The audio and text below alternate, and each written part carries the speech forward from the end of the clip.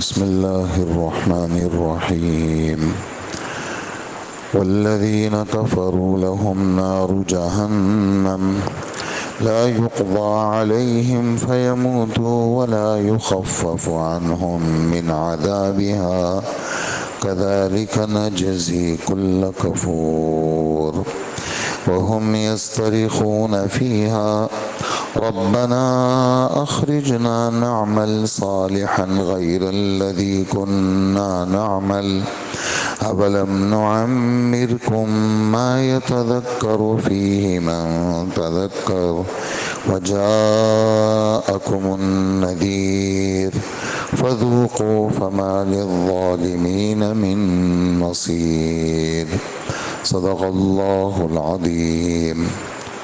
22واں پارہ ہے، 16 رکوع مکمل ہو گئے 22ویں پارے کے، اور سورہ فاطر کے 4 رکوع ہو گئے ہیں، اور آیت نمبر 36 اور 37 کی تلاوت ہوئی ہے۔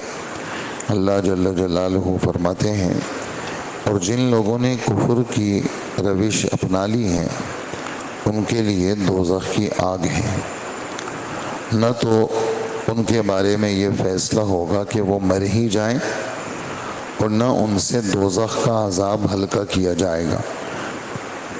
ہر ناشکر کافر کو ہم ایسی ہی سزا دیتے ہیں، اور وہ اس دوزخ میں چیخ و پکار مچائیں گے، روئیں گے، چلائیں گے کہ ہمارے پروردگار ہمیں باہر نکال دیں تاکہ ہم جو پہلے کام کرتے تھے انہیں چھوڑ کر نیک عمل کریں۔ تو ان سے جواب میں کہا جائے گا، بھلا کیا ہم نے تمہیں اتنی عمر نہیں دی تھی کہ جس کو کسی سوچ سمجھ میں پڑھنا تھا، سوچنا سمجھنا ہوتا تو وہ سمجھ لیتا، اور تمہارے پاس خبردار کرنے والا، ڈرانے والا بھی آیا تھا۔ اب مزہ چکھو عذاب کا، کیونکہ کوئی نہیں ہے جو ایسے ظالموں کا مددگار بنے۔ اس سے پہلے جنت کے بارے میں تذکرہ آیا تھا کہ اللہ پاک نے قرآن پاک کا وارث حضور صلی اللہ علیہ وسلم کی امت کو بنایا ہے، اور امت کے 3 طبقات ہیں۔ ایک تو وہ جو خالص گناہگار ہیں، جن کے گناہ بھی ہیں، نیکیاں بھی ہیں لیکن گناہ بھی ہیں، اور ایک طبقہ وہ ہے جو فرائض اور واجبات کا تو پابند ہے لیکن گناہوں سے بچنے والا ہے، نوافل کا اہتمام نہیں کرتا۔ تیسرا طبقہ وہ ہے جو گناہوں سے بھی بچتا ہے اور حرام کاموں سے بھی بچتا ہے، اور تمام فرائض بھی پورے کرتا ہے اور نوافل کا بھی اہتمام کرتا ہے۔ تو یہ تینوں طبقے جنتی ہیں، یہ تینوں طبقے جنتی ہیں، اور کسی کو نیک عمل کی توفیق ملنا یہ اللہ کے فضل سے ہے، ذالک هو الفضل الکبیر۔ پھر ایسے لوگوں کو ہمیشہ رہنے کے باغات یہ ملیں گے، اور جس کے اندر ان کو زیورات پہنائے جائیں گے، سونے کے اور موتی کے، اور تاج پہنایا جائے گا ان کو۔ اسی طرح ان کا جو لباس ہوگا وہ ریشم کا لباس ہوگا، اور بعض آیتوں کے اندر ہرے رنگ کے لباس کا ذکر ہے کہ ہرے رنگ کا لباس ہوگا، اور موٹا ریشم بھی ہوگا، باریک ریشم بھی ہوگا۔ اور یہ وہاں پر کہیں گے، یا اللہ آپ کا لاکھ لاکھ شکر ہے کہ دنیا کے اندر جتنی فکریں تھیں، جتنے غم تھے، وہ سب آپ نے ہم سے ختم کر دیے، اور ہمارا رب تو گناہوں کو بخشنے والا ہے، اور ہمارا رب قدردان ہے جس نے اپنے خاص فضل سے ہمیں ہمیشہ رہنے کی جگہ عطا فرمائی، دار المقامہ، ہمیشہ رہنے کی جگہ۔ یہ دنیا جو ہے یہ ہمیشہ رہنے کی جگہ نہیں ہے، یہ تو آدمی کی شفٹنگ ہوتی رہتی ہے اور منتقل ہوتا رہتا ہے، اور ایک دن اللہ کے پاس یہ آدمی چلا جاتا ہے، لیکن آخرت اور جنت یہ ہمیشہ رہنے کی جگہ ہے۔ اور اس جنت کے اندر کسی قسم کی تھکاوٹ، کوئی پریشانی، کوئی بے چینی وہ بالکل نہیں ملے گی۔ اور تو یہ جنت کا تھوڑا سا بیان تھا، باقی جنت کی اور تفصیلی آیتیں اور احادیث موجود ہیں۔ اس کے بالمقابل یہ تو ایمان والوں کا بدلہ، اس کے بالمقابل دوزخیوں کے لیے دوزخ کی آگ ہے، اور دوزخ کے بارے میں آپ حضرات سبح اسم ربک الاعلی والی سورت سنتے ہیں، اللہ جل جلالہ فرماتے ہیں کہ بدبخت آدمی دوزخ میں جائے گا، وہ دوزخ سے بچ نہیں سکتا، اور دوزخ میں کیفیت یہ ہوگی کہ ثم لا یموت فیہا ولا یحیا، کہ موت بھی نہیں ہوگی اور زندگی بھی نہیں ہوگی۔ موت آ جائے تو آدمی کی جان چھوٹ جائے، اور زندگی ہو تو سکون والی زندگی ہو۔ تو اگر تڑپتا رہے آدمی، موت بھی نہ ہو اور زندگی بھی سکون والی نہ ہو، تو یہ دوزخی کی حالت ہوگی۔ اللہ ہماری حفاظت فرمائے، اللہ پاک ہمیں دوزخ سے بچا لے۔ اور نہ عذاب کو ہلکا کیا جائے گا، جس عذاب کا فیصلہ ہو گیا وہ عذاب بڑھتا چلا جائے گا، اور دن بدن وہ درخواست بھی کریں گے، لیکن وہاں کی درخواست اس لیے کہ یہ دارالعمل ہے، یہ جو ہم دنیا میں رہتے ہیں یہ دارالعمل ہے، اس میں توبہ بھی قبول ہوتی ہے، اس میں جو درخواستیں جاتی ہیں وہ بھی قبول ہوتی ہیں، حتیٰ کہ اگر کافر بھی درخواست کرتا ہے یہاں اللہ وہ بھی قبول کرتے ہیں، حتیٰ کہ یعنی ایسے جانور جن کا بال بھی پانی میں گر جائے تو وہ پانی ناپاک ہو جائے، وہ بھی اگر خدا سے درخواست کرے اللہ دنیا میں اس کی بھی سنتے ہیں۔ تو اس طرح اللہ پاک کا معاملہ ہے کہ ہر ایک کی اللہ پاک سنتے ہیں، جو پکا دشمن ہو، جیسے فرعون کتنا خطرناک تھا، خدائی کا دعویٰ کرنے والا، لیکن اس نے بھی دعا مانگی، اللہ پاک نے فرعون کی دعا بھی قبول کی۔ لیکن جب آدمی مر جاتا ہے، ختم ہو جاتا ہے، تو یہ دارالعمل ختم ہو جاتا ہے، وہاں پھر دعائیں قبول نہیں ہوتی۔ اور سب سے بڑی سزا کس بات کی ہے کہ ناقدری اور ناشکری کی ہے۔ اللہ پاک کو کسی صورت میں بھی اپنوں اور غیروں دونوں سے ناشکری کسی صورت میں پسند نہیں، اس لیے آدمی کو چاہیے ہر وقت شکر کا مزاج بنائے، ہر آن ہر گھڑی اللہ کی نعمتوں کی نسبت اللہ کی طرف کرے، ہر چیز میں اللہ کو دخل دے اور شکر کا مزاج بنائے۔ تو یہ وہاں پر دوزخ میں جب جائیں گے تو وہاں پر چیخیں گے، چلائیں گے۔ ہمارے رب فرماتے ہیں 12ویں پارے کی آیت ہے، لَهُمْ فِيهَا زَفِيرٌ وَشَهِيقٌ، یہ گدھا جب شروع میں آواز نکالتا ہے اس کو زفیر کہتے ہیں، اور گدھے کی وہ آواز میں جو اختتام ہوتا ہے اس کو شہیق کہتے ہیں۔ تو ان کافروں کی آوازیں انسانوں جیسے بھی نہیں ہوں گی، جانوروں جیسی ہوگی، اور جانوروں جیسے یہ چیخیں گے، چلائیں گے، یعنی آوازوں میں بری آواز گدھے کی آواز ہے۔ یہ بھی سورہ لقمان کی آیت ہے، اللہ پاک فرماتے ہیں ان انکر الاصوات لصوت الحمیر، آوازوں میں بری آواز جو کانوں کو بری لگتی ہے اور آدمی کو اس آواز سے ہی نفرت ہے، وہ گدھے کی آواز ہے۔ اور یہ بھی آتا ہے کہ جب گدھے کی آواز تم سنو تو تم اعوذ باللہ من الشیطان الرجیم پڑھو۔ کیوں پڑھو؟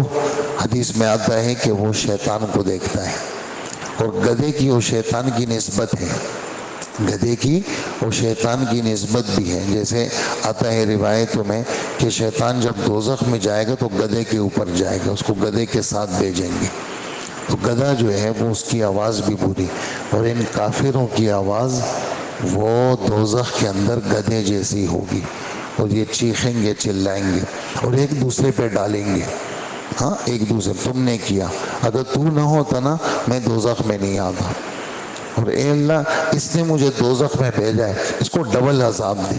یہ 8ویں پارے کی آیت ہے، اس کو فآتِهِمْ ضِعْفًا مِّنَ النَّارِ، اس کو ڈبل عذاب دے، اس کی وجہ سے میں دوزخ میں آیا ہوں، یہ نہ ہوتا نا تو میں دوزخ میں نہیں آتا۔ تو وہ ایک دوسرے پہ ڈالیں گے، چیخیں گے، چلائیں گے، اور ایک موقع ایسا آئے گا اس میں کہیں گے کہ آپ ہمیں بس دوزخ سے نکال لیں۔ اور 18ویں پارے سورہ نور میں بھی ہے، ربنا اخرجنا فإن عدنا فإنا ظالمون، آپ ہمیں یہاں دوزخ سے نکال لیں، اگر ہم نے دوبارہ کوئی حرکت کی نا بس پھر آپ ہمیں پکڑنا، اب کے بعد تو نکال دیں۔ تو جب آدمی سب چیزیں حقیقت دیکھ لے گا تو پھر تو ایمان کہاں رہا؟ اصل ایمان تو غیب کا ایمان ہے، تو وہ جب حقیقت دیکھ لی اب واپسی نہیں ہے۔ اور سورہ سجدہ میں ہم آپ پڑھتے ہیں کہ جس میں یہ دوزخی جب دوزخ میں جائیں گے تو یہ کہیں گے ربنا ابصرنا وسمعنا فرجعنا نعمل صالحا انا موقنون. اے اللہ اب ہمارے کان کھل گئے، آنکھیں بھی کھل گئی، کان بھی کھل گئے، اب ہم نے دیکھ لیا، اب ہمیں دوبارہ واپس کریں، ہم واپس جائیں گے، اب ہمیں یقین بھی آ گیا، ہم نیک عمل کریں گے. فرجعنا نعمل صالحا، واپس بھیج دیجئے تاکہ ہم نیک عمل کریں، اور ہمیں تو یقین آ گیا. یہاں بھی یہی کہیں گے کہ آپ ہمیں واپس بھیج دیں، دوزخ سے نکال دیں، اور بس ہم اب برا کام نہیں کریں گے، اچھے کام کریں گے. تو اس پر جواب یہ ملے گا، یہ والی بات پورے قرآن میں یہیں پر ہے کہ دوزخیوں کو یہ جواب ملے گا. کیا جواب ملے گا؟ کہ ہم نے تمہیں سوچ سمجھ کے لیے ایسی زندگی دی تھی جس میں نصیحت حاصل کرنے والا نصیحت حاصل کر لیتا. سوچ سمجھ کے لیے کتنی زندگی دی تھی؟ بالغ ہونا، ابتدا 17-18 سال، یہ سب مفسرین کے اقوال ہیں. پھر 25 سال کا ذکر بھی آتا ہے، پھر 40 سال کا ذکر بھی آتا ہے، پھر 60 سال کا ذکر بھی آتا ہے، پھر 70 کا ذکر بھی آتا ہے کہ یہ زندگی ہم نے تمہیں دی، تمہاری عقل پختہ کرتے کرتے کرتے ہم نے پکی کر دی، اور نصیحت کے اسباب بھی بھیجے. کیا بھیجے؟ تمہاری شادی ہو گئی، اس کے بعد تمہارے بچے ہو گئے، پھر کبھی ہم نے تمہیں تکلیف میں رکھا کہ بیماری سے آدمی کو عبرت ہوتی ہے اور آدمی توبہ کر لیتا ہے. کبھی کیا ہوا، یہ جو تمہارا پوتا آیا نا، پوتا اور نواسا، یہ بھی آتا ہے کہ یہ پوتا اور نواسا یہ بھی آدمی کو ڈراتا ہے کہ بھئی پہلے تو میں باپ تھا، چلو میں تو جوان تھا، اب تو میرے بیٹے کا بھی بیٹا ہو گیا، اور اب تو میری بیٹی کا بھی بیٹا ہو گیا. تو یہ جو پوتا اور نواسا ہے یہ بھی، وہ بھی دادا بن گئے ہو، بھئی انسان بنو، ابھی تو انسان نہیں بن رہا، ابھی بھی نمازیں چھوڑ رہے، تو دادا بن گیا. چلو تو لڑکا تھا، سمجھ میں آتا تھا تیری جوانی ہے، پھر شادی ہو گئی تیری، چلو پھر بھی تو جوان تھا، ابھی تو دادا بن گیا، ابھی تو تجھے عقل آنی چاہیے.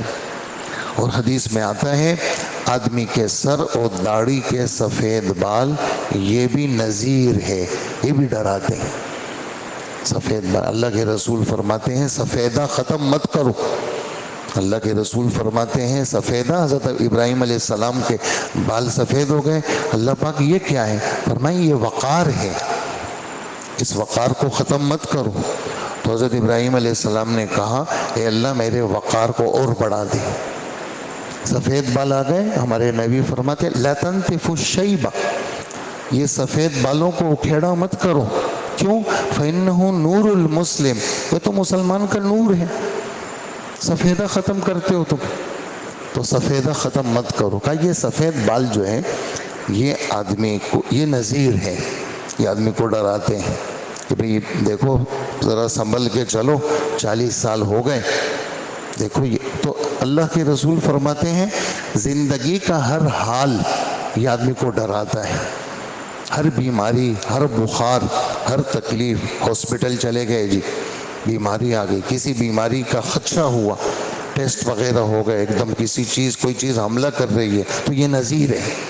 اور یہ نذیر آدمی کو توبے پہ لاتا ہے. تمہارے پاس تو ڈرانے والے بھی آئے تھے، تبلیغ والے ہیں، علماء ہیں، یہ سارے نذیر ہیں. انبیاء بھی نذیر، اور انبیاء کے نائبین بھی نذیر، انبیاء کے وارثین بھی نذیر، اور خود بدن کے حالات بھی نذیر. نذیر مانے ڈرانے والا. تو ہم نے زندگی بھی دی تھی کہ تمہیں نصیحت ملتی، اور ہم نے تمہارے پاس ڈرانے والے بھی بھیجے، لیکن تم نے کسی کی نہیں سنی، اور تم اپنی حرکتوں پہ رہے، اور اسی حالت میں تمہاری موت آ گئی. اور اب تم چکھو، یہاں تو کوئی مددگار نہیں. دنیا میں تو مددگار نکل آتے، محلے والے، فلیٹ والے، اپنے دائیں بائیں والے، مسجد والے، یہ مددگار تھے. رشتہ دار مددگار تھے، تمہارا پیسہ تمہارا مددگار تھا، لیکن آج کچھ نہیں ہے، مدد کے سارے اسباب ختم ہو گئے۔ تو یہ ہمارے رب اگرچہ کافروں کو خطاب ہے، لیکن ہمارے لیے اس میں بہت ساری نصیحتیں ہیں، اور ہم اس سے ان نصیحتوں سے کیا کریں؟ وہ عبرت پکڑیں۔ اللہ پاک ہم سب کو عمل کی توفیق عطا فرمائے۔ الحمدللہ رب العالمین۔